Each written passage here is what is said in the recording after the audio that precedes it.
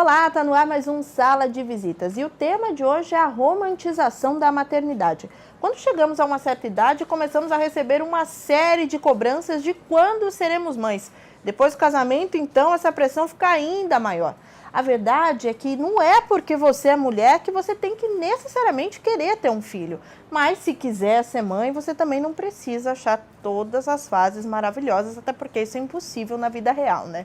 Bom, para a gente discutir esse assunto, recebemos a psicóloga Rafaela Schiavo, representante da ONG Temos que Falar sobre Isso, que acolhe mães em diversas situações de dificuldade. Muito obrigada pela sua participação aqui hoje. Eu que agradeço, muito obrigada. Bacana, e também com a gente a psicoterapeuta de casais, Lela Monteiro. Lela, muito obrigada também pela sua contribuição hoje nesse bate-papo. Muito obrigada pelo convite e parabéns por esse tema tão importante. Lela, eu começo esse bate-papo com você. É claro que muitas coisas já mudaram, hoje a gente tem espaços de discussões muito importantes, mas as pessoas já conseguem entender que não é porque nós somos mulheres que precisamos ser mães? Muito boa essa colocação, porque recente nós tivemos a comemoração do Dia das Mães e eu fiz a questão de cumprimentar várias mulheres, inclusive do meu WhatsApp, não é nem das redes sociais, mas do WhatsApp, dizendo que parabéns a todas as mulheres que não precisavam ser mães de barriga ou ser mães de filho, porque nós mulheres somos mães de projeto, somos mães de causa.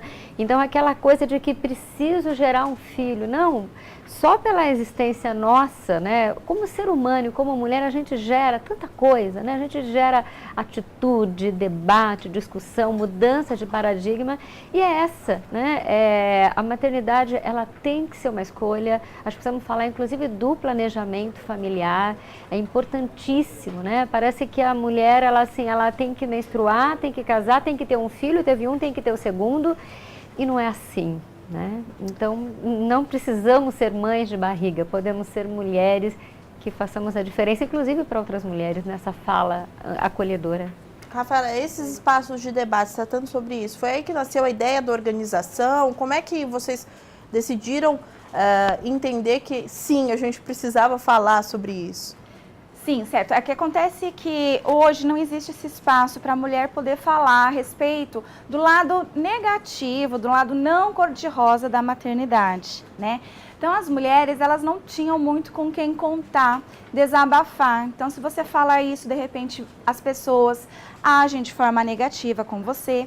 Então, esse espaço, ele surgiu para que elas pudessem começar a desabafar, falar a respeito desse lado que não satisfatório da maternidade, não só por conta de depressão pós-parto ou ansiedade, mas muitas mesmo porque tinha uma certa fantasia, uma idealização do que seria ser mãe, e na hora que se vê grávida ou na hora que se vê com a criança, percebe-se que aquilo era só uma idealização, que o real muda bastante. Aí, puxando pelo lado da psicoterapia, essa ajuda do outro é muito importante, não é, Lela? Porque muitas vezes a mulher se sente culpada por, de repente, não estar feliz com determinada situação. Vamos dar o exemplo aí da amamentação, que a gente sabe hoje em dia que é um processo não tão fácil de adaptação, não é?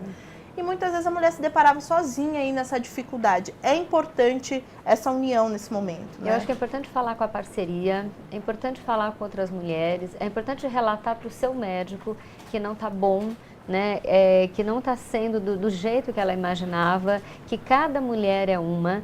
Eu acho importante a campanha do aleitamento materno, mas lembrando que esse peito tem que ser preparada e cada mãe tem uma resposta diferente. Não é porque a sua vizinha ou a sua irmã tiveram muito leite que você vai estar igual, né? Tem mulher que a gente vê que tem febre, que passa mal, que o bebê tem uma necessidade diferente. Sem falar as mulheres HIV positivo que não podem amamentar e aí fica um preconceito maior, né? E uma culpa maior. Então, temos que falar sobre estas questões, né? As mulheres têm que ser amparadas, inclusive pelo local específico. Às vezes esse programa vai num local muito pequeno, que a população local julga muito. Nossa, acabou de ter um bebê e não está no peito, está dando, né, a mamadeira. Então, antes, né, de julgar, olhe com os olhos, né, mais maternais. Isso que é a maternagem, não é a gente ter uma barriga, mas esse olho de não julgamento, o olho de amor.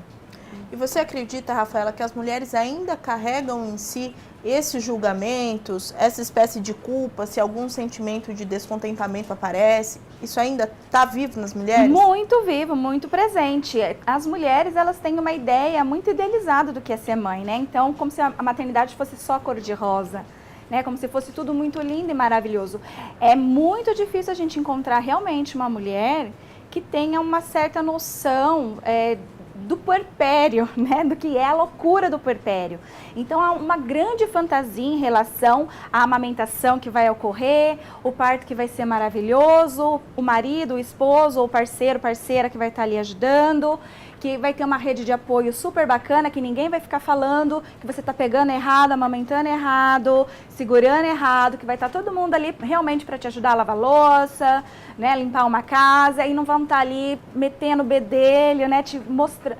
Que muitas dessas redes de apoio a gente precisa entender assim, a pessoa tem que estar ali para ajudar e não para criticar ou até mesmo julgar a mãe.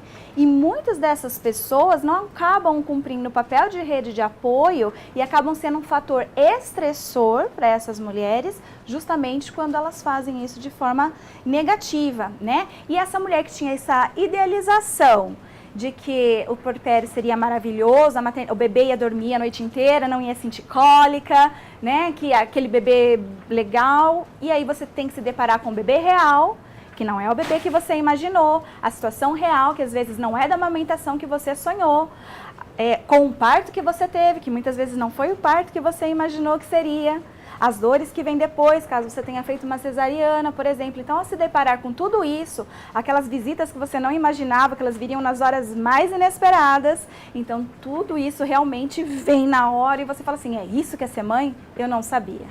Porque eu queria até a opinião, vou perguntar para você, Rafaela, também queria a opinião da Lela também.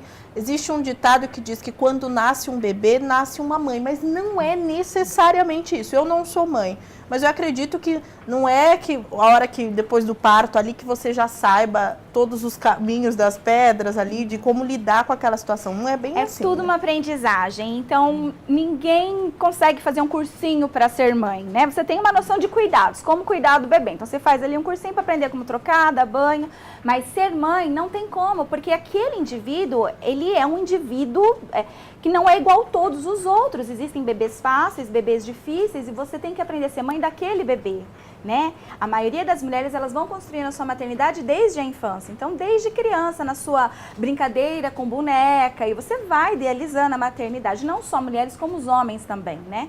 Só que aí, quando chega na hora mesmo, você tem que aprender a ser mãe daquele bebê, e não do bebê que você tinha aí como... É um processo de construção, né? Não existe mãe pronta, né? E é interessante quando fala nasce uma mãe, porque imagina assim que nasce, ela já está na plenitude, né? O nascer, ele vai passo a passo. Então, assim, acabou de nascer a mãe, mas ela não está pronta na plenitude. E estamos falando, imagina talvez ela assim, tenha sido concebida naquele ali, momento junto, está nascendo o Hélio, o bebê, essa mãe novinha, que tem insegurança, né? Muitas vezes essa mãe profissional liberal que tem que voltar imediatamente para o trabalho, que muitas vezes tem que levar o seu filho para o trabalho, muitas vezes essa mãe de uma criança especial, né?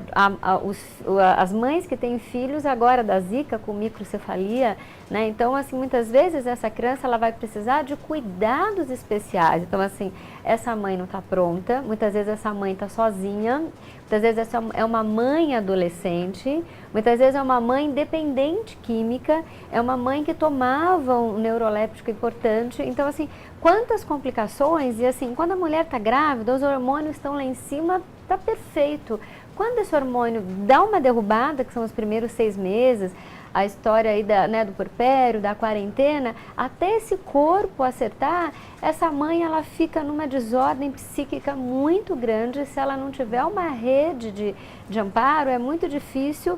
E aí vem a história da depressão pós-parto. A gente poderia abrir, né, esse é um leque grande para a gente amparar essa mulher. É justamente isso que eu ia te perguntar, dessas complicações. Sim, então que não é, além da depressão, tem a melancolia, que se fala muito pouco, tem o baby blue, então quase que todas as mães, em algum momento do puerpério, ela vai sentir uma leve tristeza, uma solidão, um desamparo, o que que eu faço agora, como é que eu faço tendo que trabalhar, e muitas vezes essa mulher, ela é o arrimo da família anterior, e é o arrimo dessa criança. Então, quando às vezes essa mãe tem a depressão de que não quero esse bebê, é porque ela não está dando conta, né? Então, muitas vezes, como se julga, e esse momento que a Rafaela bem disse, que é a hora quando você vai visitar alguém, fala, peraí, todo mundo quer pegar o bebê, e ia falar, deixa eu lavar a sua louça, né? Ou vamos lá, leva alguma coisa que essa mãe gosta, né? Assim, leva aquela coisa que às vezes a gente visita,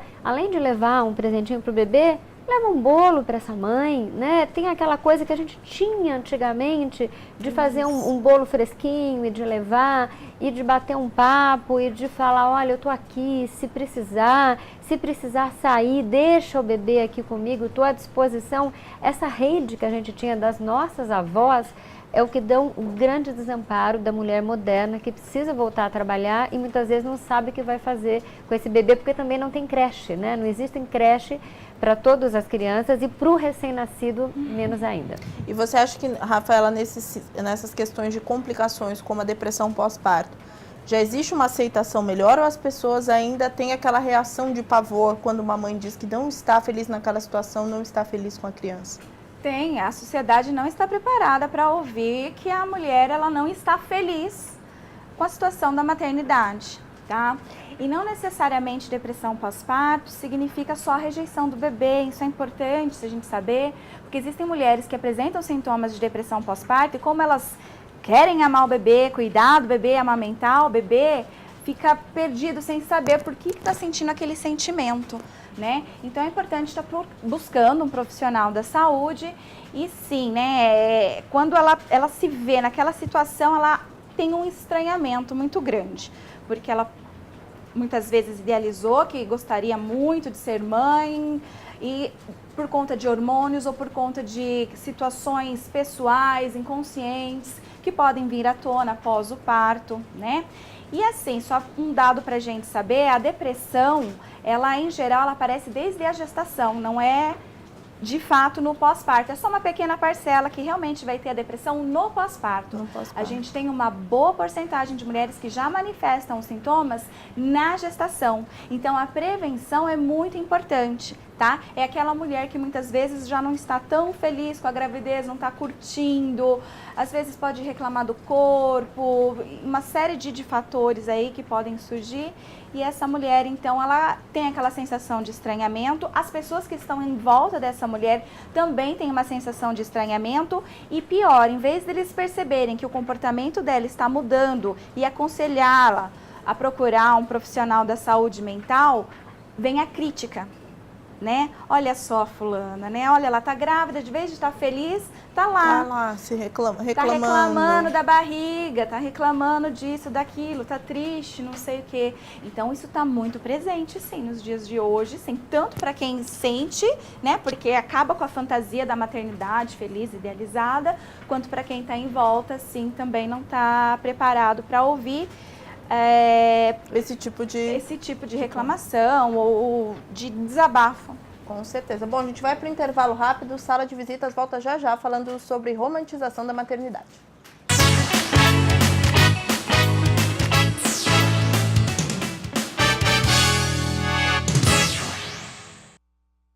Sala de Visitas de volta, hoje com o tema romantização da maternidade. As nossas convidadas são a psicóloga Rafaela Schiavo e a psicoterapeuta Lela Monteiro. Meninas, recentemente nós tivemos aí um assunto, uma fotografia, na verdade, que chamou bastante atenção, que foi a da Kate Middleton, 7 horas depois do parto, né? Ela saiu pleníssima do hospital, com o cabelo penteado, maravilhoso, um vestido lindo, salto alto. E as mulheres ficaram ali nas redes sociais perguntando como é que ela conseguiu fazer isso se faz uma semana que eu não lavo o cabelo. Esse tipo de atitude, esse tipo de imagem, também reforça a cobrança em cima da mãe? Com certeza, reforça sim, né?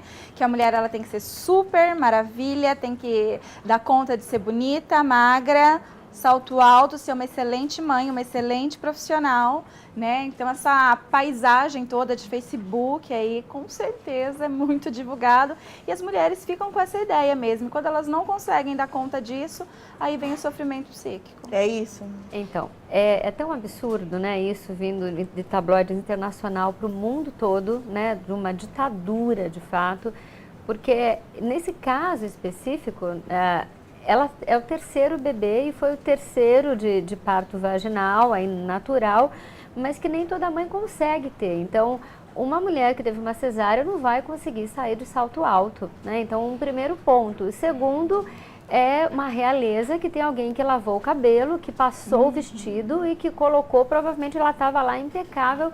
O que a história da vida real, nós como mulheres, eu sou mãe, ninguém fez isso pra mim. Eu tive que no dia seguinte que o meu filho nasceu, eu tomei banho sozinha, eu prendi o meu cabelo sozinha e eu carreguei a minha mala sozinha voltando da maternidade para casa, né? E provavelmente eu fui com um sapato bem baixinho porque senão eu ia cair carregando a mala e carregando o bebê.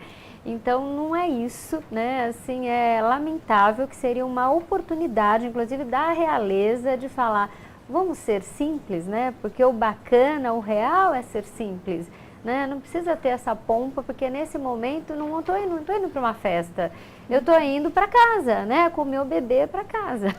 Agora, Lela, vamos falar de outra figura que é das mais importantes, falando aí na geração de uma criança, que é o pai, mas que muitas vezes, quando essa figura está presente, não entende da importância dele ou não quer entender.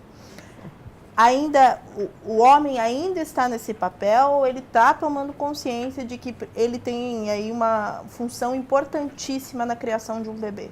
Eu acho que o homem já está se conscientizando, mas em termos numéricos, em termos de estatística, a mulher ainda está sobrecarregada, né? Como falamos no bloco anterior, quando acontece os casos de criança especial, dessa mulher não está bem, muitas vezes esse homem não segura a onda dessa família, né? E aí a mãe fica com todas as questões. Então, assim, claro que tem os pais hoje em dia que estão junto com a paternidade, mas em termos da vida real, ainda é muito pouco. Precisamos conversar com esses homens, precisamos de fato, assim como né, toda a história de nasce, uma mulher nasce uma família, e a família é o homem sim a ajudar, é dar banho, é preparar até o bico dessa mama, né? Muitas vezes se não dá para dar o bico, é fazer o leite, é ajudar nas questões da casa, é fazer um chá para essa mãe, poder ter tranquilidade, tá, com esse bebê, é segurar a onda da cólica da criança, que ninguém fala. Poxa, então assim, vai dar o peito e depois, uma vez, essa criança vai ter cólica, essa criança vai dormir de dia, não vai dormir à noite. Então, desse pai também ajudar. E aí tem um recorte que é extremamente machista, temos que falar sobre isso, que é aquele pai que fala assim, eu voltei a trabalhar, você que está em casa. E aí a mãe está se descabelando, literalmente, Nossa, porque não aguenta... o dia todo em casa porque está tão cansada. Ela não aguenta mais ouvir o choro da criança, porque ela não estava acostumada com aquilo. Tem mulheres que têm irmãos e têm família, mas tem mulheres que não têm contato com criança. Então aquele choro para ela também é um estranhamento, né? É comum você, nesse contato que você tem lá na organização, Rafaela, com mães de todos os tipos, é comum ainda esse tipo de queixa? Sim, é muito frequente, esse tipo de queixa é muito frequente, né? A mulher ela fica super sobrecarregada, mas a gente também tem que olhar pelo lado que no nosso país se desvaloriza muito a paternidade, visto que ele só tem 7 dias de licença paternidade, né? Então, realmente, a própria sociedade coloca para a mulher, a sociedade ela ainda não se igualou nesse sentido de falar, não, é o pai, então ele tem que ter o mesmo tanto de licença paternidade para ajudar, para fazer a sua função paterna, né, para estar ali auxiliando essa mulher no pós-parto, porque se deixa tudo para essa mulher, né? Mas sim, existe até um filme que retrata bem isso, chamado Um Evento Feliz, né, muito interessante aí, que mostra esse homem falando exatamente isso, mas eu tô trabalhando e você só tá em casa cuidando da criança.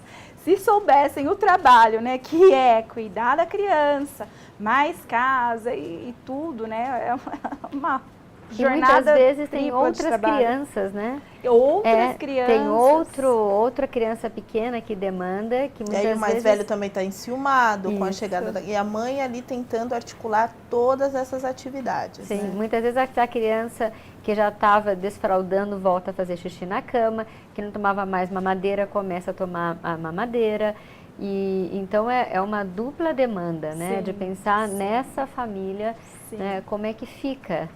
Apesar de ser uma queixa constante, a gente percebe, né, que nos últimos 20 anos isso vem mudando Com bastante, certeza, com né? certeza. Hoje os homens eles estão frequentando mais unidades básicas de saúde, né? Então muitos levam os filhos para vacina, enquanto a mulher, por exemplo, está trabalhando ou com qualquer outra atividade, né? Estão frequentando mais escolas, reuniões de pais. Então sim, eles estão mais ativos, mas ainda a passos lentos. Ainda há muita reclamação assim da falta de apoio, né? De estar ali junto com a mulher. Rafaela, na abertura eu disse sobre a organização que vocês atendem os mais variados perfis de mães. Eu queria que você falasse um pouco sobre as ocorrências mais frequentes para a gente entender um pouco sobre qual é o perfil da mãe atual. Os desabafos maiores são no pós-parto mesmo do que gestacional, né? E geralmente em relação à insatisfação, né? Então é aquela história, eu amo meu filho, mas odeio a maternidade, tá? Então os relatos eles são muito assim, amo meu filho, amo, mas a maternidade podia passar. Lely, você acredita que já existe, tanto no sistema privado, mas focando no sistema público, atendimento nesse sentido para a mulher? Atendimento psicológico, psiquiátrico, para que a mulher possa enfrentar essas fases? Ainda pouco, né? E com as políticas atuais, ainda menos, né? Eu acho que o SUS é um grande programa, né? Mas eu acho que as prefeituras estão cada vez enxugando mais, né, no país todo, não só em São Paulo, não só no estado de São Paulo. Infelizmente, acho que nós estamos aqui numa casa pública, né, uma casa de leis, e temos que falar sobre isso. A mulher ela deveria ser amparada em todos os ciclos, né, porque até essa mulher ela chegar à maternidade, tem lá a questão mesmo da adolescência, né? Precisamos falar do planejamento, precisamos falar de métodos contraceptivos, né? Precisamos falar de educação sexual nas escolas, precisamos falar dessas avós, porque às vezes essa avó que está chegando ali na menopausa, o puerpério é o pós-parto, na menopausa, e é raro, mas às vezes essa mulher na menopausa engravida, e ela acha que ela não ia engravidar, porque ainda falta política pública de cuidar da mulher, né? Falando em todos os ciclos da mulher, a mulher não é só um momento mãe, e dando esse diferencial que maternidade é diferente. Uma coisa é a maternidade, outra coisa é o filho, que parece que assim, maternidade e filho, a Rafaela bem colocou, maternidade e filho é distinto. Muitas vezes essa mãe ela tem orgulho do filho, mas o que é a maternidade para essa mãe? É mais como se ela tivesse mais uma escala de trabalho. Então, assim, essa mãe que tem um trabalho, muitas vezes essa mulher tem 2, 3 trabalhos, então, se ela tem esse trabalho fora, ela tem o trabalho, maternidade é o trabalho quando ela chega em casa, que é ter a comida, ter o uniforme, para o maior, às vezes, ir para a escola, limpar essa casa, porque a casa precisa arrumar a cama, precisa limpar o banheiro. Então, isso faz parte da construção da maternidade, e muitas vezes ela tem esse parceiro ou a parceira que fala, como ainda ela não tem desejo sexual? Depois que eu teve o filho, agora ela só olha para o filho, ela não consegue nem olhar para o filho, tão pouco para ela, né? Então, assim, temos que falar sobre todas essas questões, porque essa mulher precisa ser amparada, né? E aí uma coisa também importante, que as mulheres sim estão ajudando as outras mulheres, porque ainda tem um ranço social falando que a mulher critica a outra, não. Nós estamos nesse movimento para falar, estamos aqui, temos as mesmas dores em momentos diferentes, né?